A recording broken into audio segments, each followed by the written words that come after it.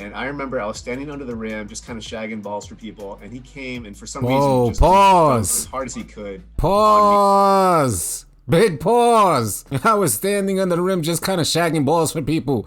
Man, that's the problem with 2K. We have our developers out there shagging NBA players' balls and they're not developing the game. This is the problem with 2K. We need you guys to focus more on developing the game and less on shagging NBA players' balls.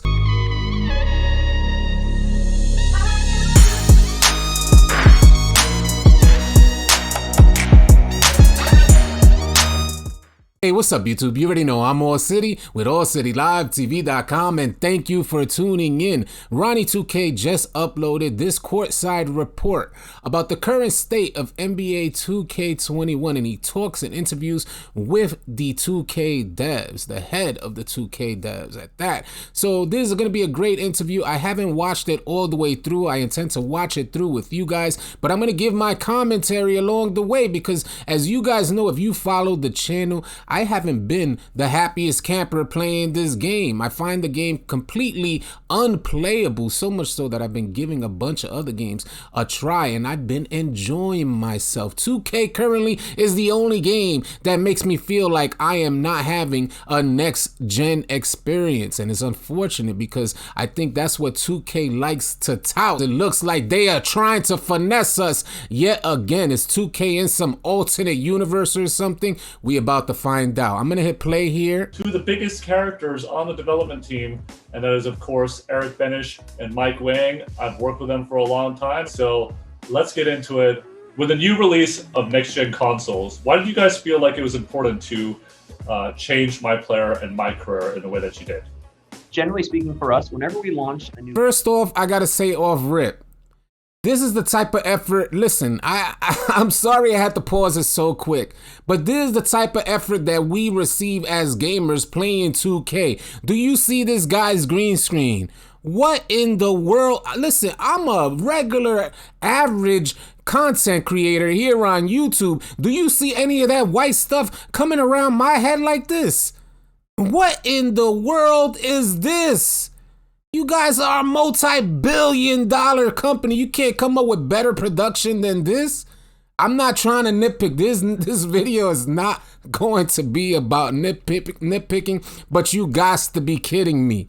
You cannot be one of the heads of 2K development and 2K21, and this is the type of green screen you step in front of where you got the... What in the world? Let's just hit play. Generation. You know, we put, both feet forward. We want to make the best game we can possibly make. That's the history of visual concept. We strive hard to set industry standards with sports video gaming, and the console generation is the perfect opportunity for us to do that.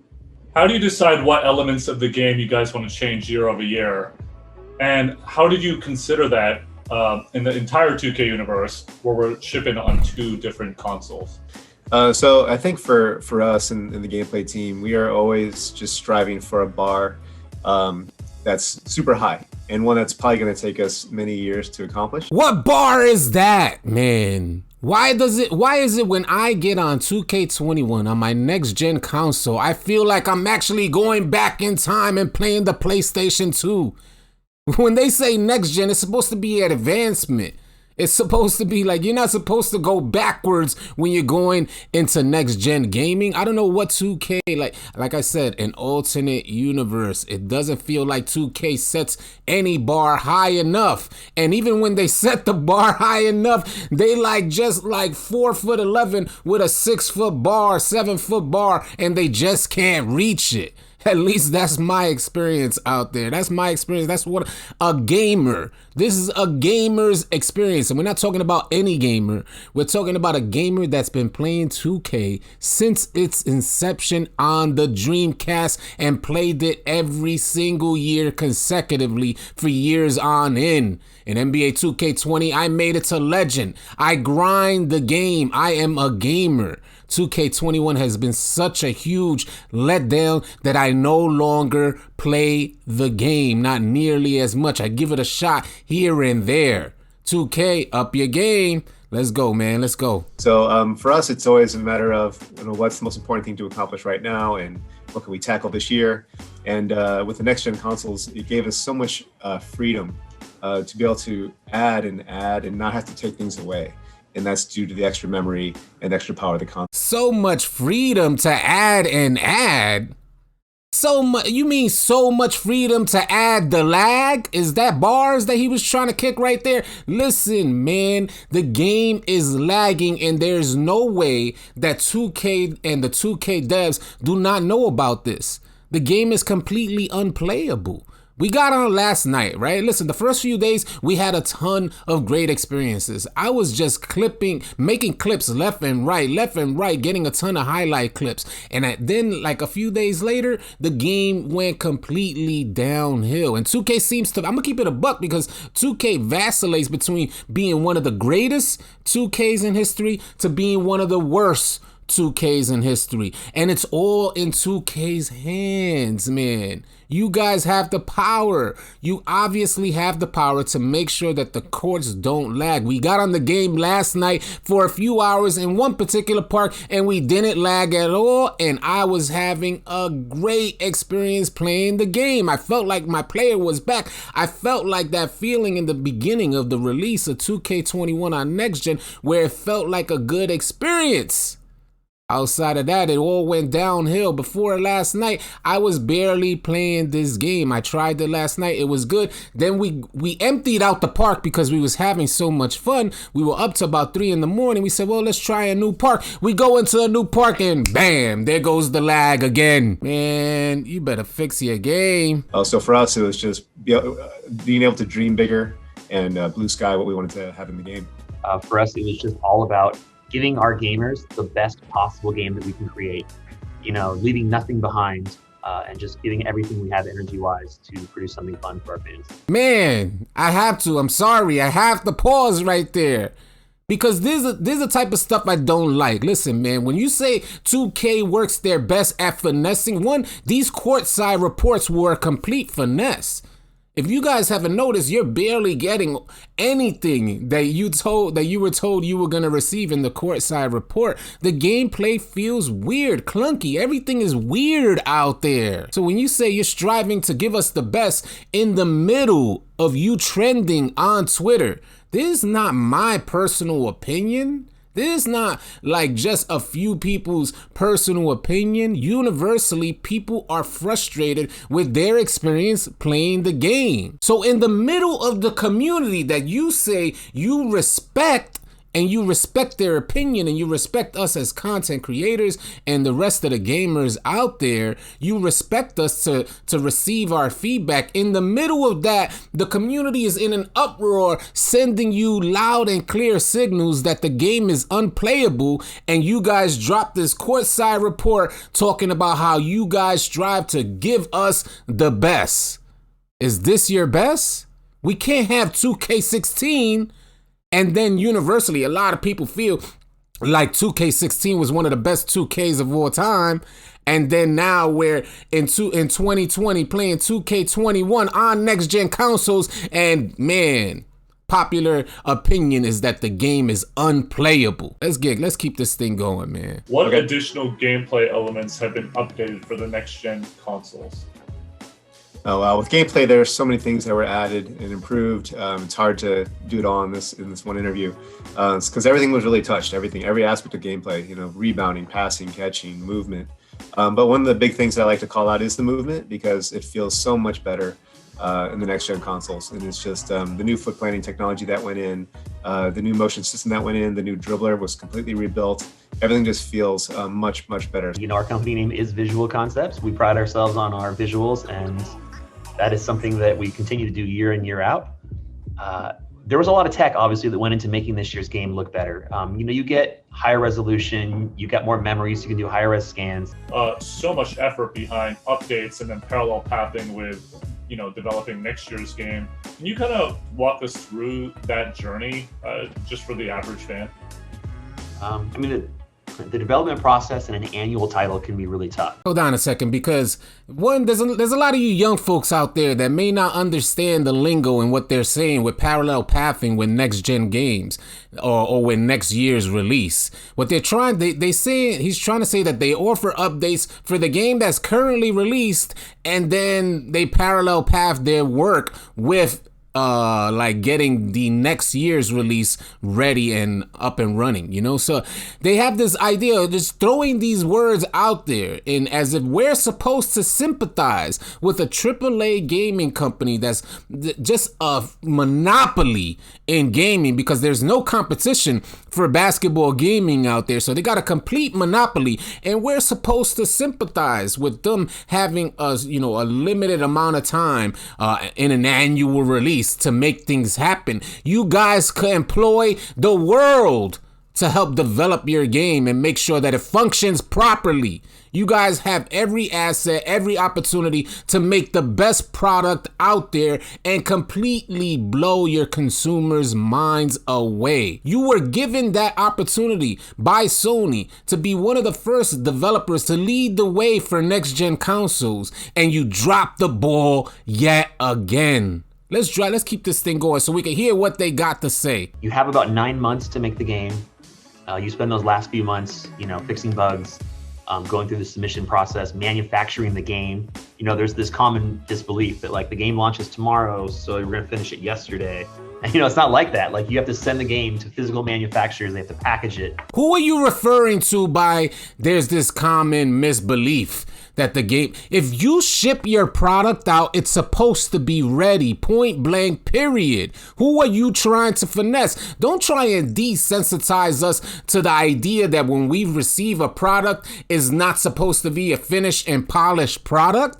We are grown as hell. This is hard-earned money that we're investing into your product. If that was the case, if you were sending us an unfinished product, then your product shouldn't be retailed at full price, point blank, period. Don't tell me anything different. In what world do you, like I said, is 2K in some weird alternate universe where they think they could just send you and admit to sending you unfinished products because they have a heavy workload? My guys, the world has a heavy workload.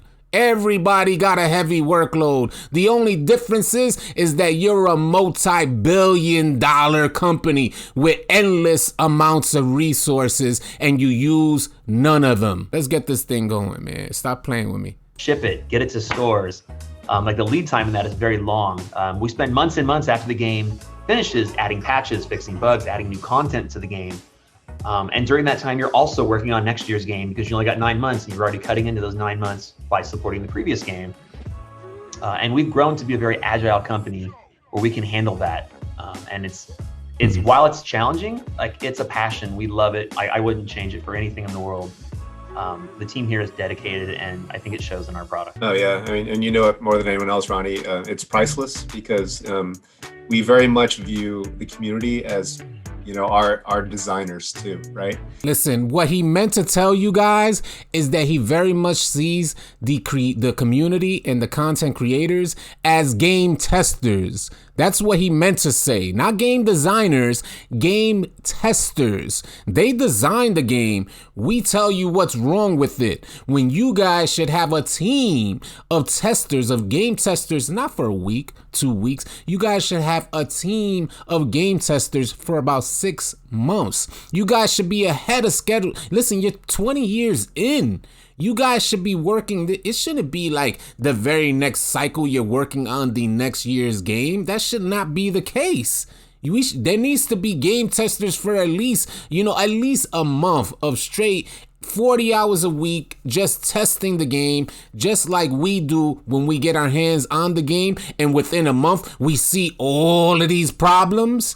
That's because you guys don't have any game testers testing the game before you release the game. And you have the nerve to charge us full retail price. Are you kidding me? Stop playing with me. Internally, we're all passionate basketball fans and gamers, but no one's as passionate about our game as the 2K community fan base. So, I mean, they have so many good ideas, and we've got lists and lists of, a huge wish list that could go on for years. But for us, their feedback is crucial, and I think it's what's made 2K what it is today. All the feedback that they have, all the great ideas that they have. So they got to keep coming and keep pouring them in, because it's making the game greater, and it's making us strive for greater things too. First of all, shout out to Mike Wang. I think Mike Wang is a good guy. I think everybody likes Mike Wang. He's a good guy. Unlike Ronnie, look at his look. Look at the look. Look at the look. This is why people don't necessarily vibe with Ronnie. But Mike Wang, on the other hand, he seems like a good guy, and you want to like him. But that a lot of the things that he looks like he wants to say, yo, this game is just not worth it. Don't get it. But he has to say, yo, this game is amazing, and we put everything we had into it. So at least, I don't know. You guys let me know what you think in the comment section. The conversation around our new mayor system. Can you talk about what the thought process about that is, and how excited you've been with the reaction so far? Absolutely. Obviously people have been asking for affiliations for years. We heard you, I promise you. For us here at Visual Concepts, we wanted to deliver it in a new and meaningful way. And the power of the next-gen consoles gave us that opportunity to do that with the city. The city is, one large, robust place that houses all 4 rival affiliations who are all competing against each other to run the city. And we just wanted that to be a community-based thing, and that's where the mayors came into play. And nobody's gonna deny that the mayor idea. I think the mayor idea was a good idea as well. I think the idea that they had with affiliations was a great idea as well, all competing to have control over the city. Unfortunately, the problem is that you cannot play a part game. So there's nobody competing. That's only happening in your 2K alternate universe. That is not happening during my gameplay. I play for Beast of the East. Shout out to Beast of the East. Ticino is the mayor, and Beast of the East is always jumping. But you head on over to Shakedown's neighborhood. Oh my God, it's like a wasteland out there. Ain't nothing going down. There's something missing with what they did with the affiliate. Don't get me wrong, if the game functioned properly, there should have been more incentive for us to go on. Let me give you my idea right quick. I'm going to just run this by y'all so y'all know y'all heard it here. There should be an incentive. Me and Jay Easy were talking about this on Discord. There should be an incentive for you to go play on other affiliations court. And there should be some sort of counter. If we win on that affiliations court, then that affiliation loses a point. So what I mean to say is that affiliation who runs the home court would want to keep us off of their courts, all while trying to go to other affiliations courts and take points from them. And at the end of the week, you find out who has the most points for holding down their courts and going to other courts and taking points from their system as well. That should be something that's there, and there should be also rewards for winning on other affiliations home courts. But currently, that's not the case.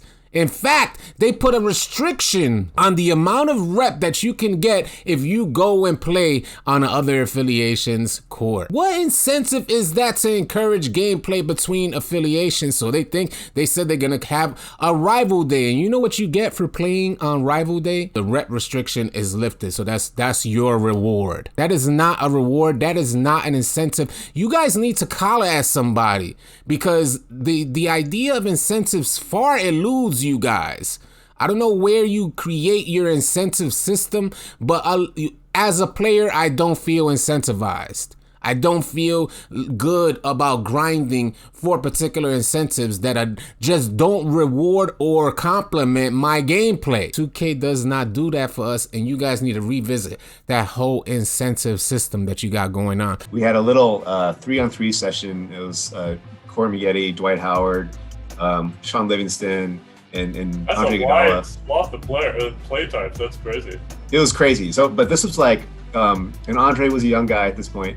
And I remember I was standing under the rim, just kind of shagging balls for people. And he came, and for some reason, just pause. as hard as he could. Pause. Big pause. I was standing under the rim just kind of shagging balls for people. Man, that's the problem with 2K. We have our developers out there shagging NBA players' balls, and they're not developing the game. This is the problem with 2K. We need you guys to focus more on developing the game and less on shagging NBA players' balls. Let's go, man. Stop playing with me, man. It hit me in the chest, and just to feel that power and see that explosiveness firsthand, like when I was right in the industry, was amazing to see. And the second one that sticks out, obviously, is going to be Steph, because we had a lot of time with him in the studio. There's a lot of talk about the Curry slide. He did that in mocap against me. He was shooting lights out the entire session. So it was great to see, like, you see him on TV and you're like, man, this guy is amazing. But when you're able to see these athletes up close, personal, Ben Simmons comes to mind too, is another guy who's just like, he rocked the rim. I felt like he was going to break it every time he dunked. But yeah, that's probably the best part of the job. Talking with. Any of them try to persuade you about their ratings like they do me all day? Oh no, they don't. They badger. That's all you, Ronnie. I don't have anything I to do just with thought it. like if you're playing one-on-one of them, it's like he dunks on you. It's like there's my 99 dunk rating, Mike Wang. Yeah, it's come up a couple times. I remember one. Who was it? I don't want to call him out on this interview, but he was like, you gave me this rating for my dribbling, and watch this. And he was just like saucing me up and doing all these moves. I'm like, okay, we'll give you a little bit of a boost here. One thing that's really great is like when we bring in the NBA players to like OCAP with us, like Mike was saying, like I think our game looks so incredible because they go hard. Like they pretend they're in an NBA game and they're not, doing some acting on the side. Like they go in, and obviously we encourage it because we want them to have that intensity in our game. Totally. Yeah. Like we're at the point now, Ronnie, 22 years in, where every player grew up playing 2K. The further we get down the line, like I know, dude. I played it when I was 3. Yeah. What do you guys think about what the 2K devs are doing in NBA 2K21 on next gen?